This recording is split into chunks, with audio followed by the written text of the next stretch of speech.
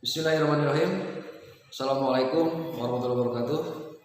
Selamat pagi anak-anak. Alhamdulillah pada pagi ini kita bisa bertemu kembali di kelas 12 IPA 2. Dan insya Allah pada pagi ini kita akan membicarakan mengenai surat lamaran pekerjaan. Alhamdulillah kita tidak terasa di kelas 12 di kurikulum ataupun di KD 31 ada indikator siswa mampu memahami membuat surat lamaran pekerjaan. Untuk apa fungsinya? Itu untuk bagaimana nanti karena seluruh siswa angkatan sekarang kemungkinan tidak hanya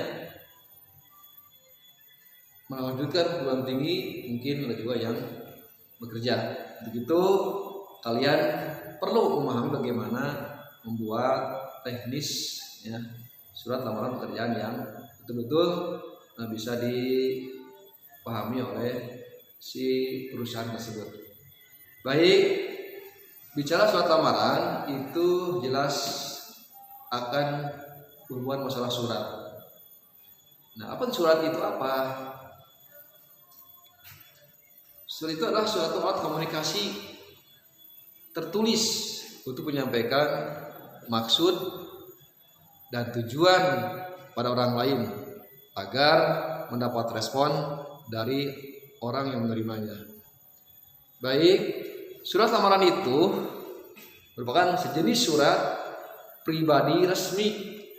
Mengapa disebut pribadi resmi? Karena surat yang dibuat oleh seseorang yang ditujukan pada suatu instansi. Dalam hal ini saya akan sedikit menggambarkan apa itu surat lamaran kerja itu. Definisi surat lamaran kerja itu sebuah surat yang dibuat oleh seorang atau individu yang ditujukan pada suatu instansi atau lembaga dan harapan untuk mendapatkan suatu pekerjaan yang diharapkan. Itu gambaran singkat pengertian sebuah surat lamaran pekerjaan. Nah, banyak hal ketika kita akan membuat surat lamaran, terutama unsur-unsur etikanya, ya. Seperti tolong perhatikan mengenai kertasnya harus betul-betul bersih, putih. Kemudian tinta pun harus betul tidak hitam, jangan sampai tinta yang berwarna-warni. Kemudian, nah, di sini pun ada dasar-dasar, bagaimana dasar-dasar tulis pekerjaan itu. Ada dua dasar atau dua hal yang bisa dijadikan untuk membuat surat lamaran. Yang pertama, bahwa itu atas dasar inisiatif sendiri. Ya, pertama atas dasar inisiatif sendiri. Yang kedua, atas dasar dari media. Nah, kedua hal ini berbeda sekali, terutama nanti dalam penuangan alinea pembuka.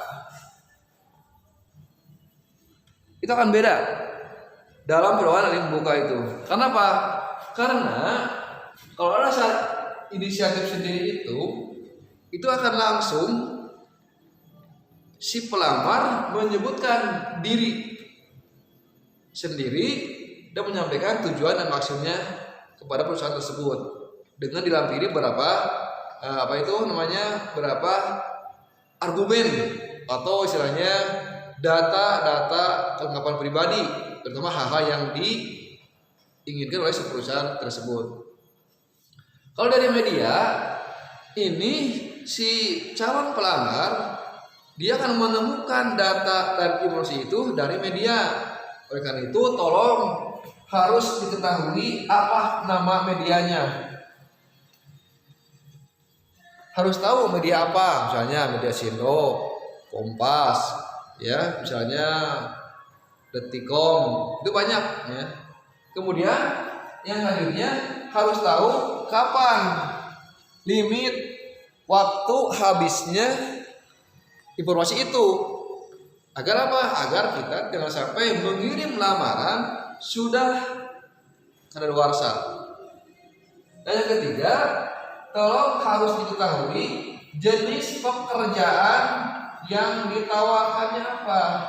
Kan jelas di media itu akan tercantum beberapa ini. Nah, ini akan menjadikan dasar untuk pembuatan lamaran dan akan bersinergis dengan kalimatnya pembuka surat lamaran itu. Nanti kita bahas, praktekkan langsung nanti ya. Kemudian dalam lamaran itu ada beberapa hal unsur-unsur yang harus kalian ketahui. Yang pertama, tetap ada unsur yang namanya orientasi. Yang kedua, ada argumen. Yang ketiga, ada penegas. Apa itu orientasi itu? Pembuka ketika kita membuat surat lamaran pekerjaan. Ya, misalnya ada yang ini, misalnya kalau yang pribadi, misalnya yang bertanggung jawab ini bla bla bla dan saya dan seterusnya seperti itu. Itu pembukaan seperti itu. Bahwa juga ada titik mangsa surat, lampiran, perihal, halaman 7 itu masuk orientasi juga seperti itu. Yang kedua, argumen. Apa itu fungsi argumen itu? Itu penguat ketika kita menyerahkan surat lamaran. Itu apa? Berkas-berkas yang dibutuhkan oleh perusahaan tersebut, dari mulai fotokopi ijazah dan lain sebagainya, pokoknya sesuai apa yang diminta oleh perusahaan tersebut. Yang ketiga, penegas. Yaitu apa maksudnya? Di sana akan tertulis berapa harapan ya kepada siapa? Perusahaan yang menjelaskan bahwa dia atau mudah-mudahan bersangkutan ataupun perusahaan bisa mempertimbangkan lamaran yang dibuat oleh si pelamar itu. Ya. Nah, ini gambarannya sementara tentang lamaran pekerjaan, baru nyampe 3 ya pengertian dasar dan unsur. Dan insya Allah pada pertemuan yang akan datang kita akan kembali dengan urusan yang lainnya seperti jenis dan sistematikanya. Mudah-mudahan kalian bisa sedikitnya ada gambaran bagaimana membuat surat lamaran yang betul-betul diharapkan oleh suatu perusahaan. Terima kasih. Sementara, assalamualaikum warahmatullahi wabarakatuh.